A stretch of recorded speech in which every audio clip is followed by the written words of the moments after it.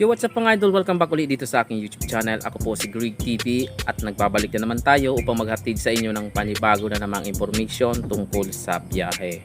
Mga idol, meron po tayo ngayong i-update na bus na bumabiyahe ng Metro Manila galing ng Bicol Region. Mga idol, ang i-update po natin ngayon na bus, ito po ang St. Marta. Ayan po.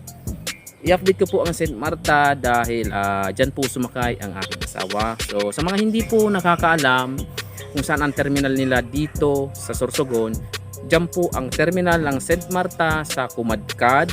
Dyan po sa may tulay, Everlasting ata yan. Dyan po ang terminal nila sa mga hindi nakakaalam. Ito sa Kumadkad, Makalaya, Bagong Sirang, Sugoy, Bacolod, Everlasting, o dyan lang kayo sa malalapit dito sa Kumadkad.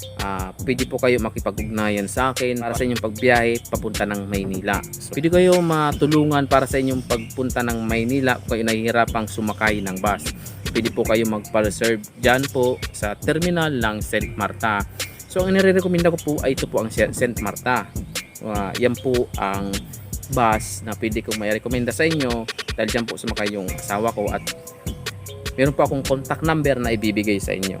Po ang aking contact number kung kayo ay merong itatanong sa akin about sa pagsakay sa St. Marta. Ito po yung contact number ko. Ayan, 097700555755. Pwede nyo po akong tawagan dyan kung kayo ay merong itatanong sa akin. Kung kayo ay magpapareserve dito sa St. Marta, pwede ko po kayong samahan dyan. Kung taga rito lang kayo sa may Kumadkad at kung dyan sa may Makalaya, sa may Rosal, kayo magpupunta ng Maynila, pwede kayo tumawag sa akin. At ito pa po yung ibibigay kong isang number para po sa admin ng St. Marta. Ayan po, pakikuha po mga idol, 0909-79-21869. Ayan po yung contact number ni ate. Yan po yung kinuha ko number sa kanya para matawagan ko. So ngayon gusto ko rin ibahagi sa inyo dahil para hindi na kayo mahirapan mag-abang sa kalsada kasi punuan po ang alis ng St. Marta Pag punuan po kasi ang bus, mahirapan kayo sumakay pa punta ng Maynila. Kailangan magpa-reserve na kayo. Mga idol, sa gusto magpa-reserve, tawagan nyo po yung number ko o kaya yung number na ibinigay ko. Yan po.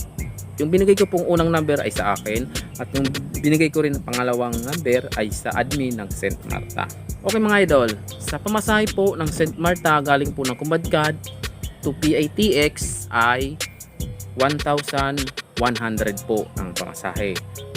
Kumadkad po to PATX, pero hindi ko po alam kung pwede sila mag-drop off dyan sa Marikina, ay sa Turbina o kaya Cubao o Basahin. Hindi ko po alam. So mas maganda tanungin nyo at tawagan nyo yung number na pangalawang ibinigay ko. So yung mga idol, yan po ang konting update natin sa St. Marta. Sa mga gusto po sumakay ng St. Marta at hindi lang man terminal dito sa Kumadkad, pwede po kayo makipag-ugnayan sa akin. Nandito na lang ang vlog na to, ang update natin sa St. Marta. Thank you so much sa inyong panonood. At kung malapit lang kayo dito, pwede kayong tumawag sa akin. Thank you so much at hanggang dito lang ang video nito. Bye bye.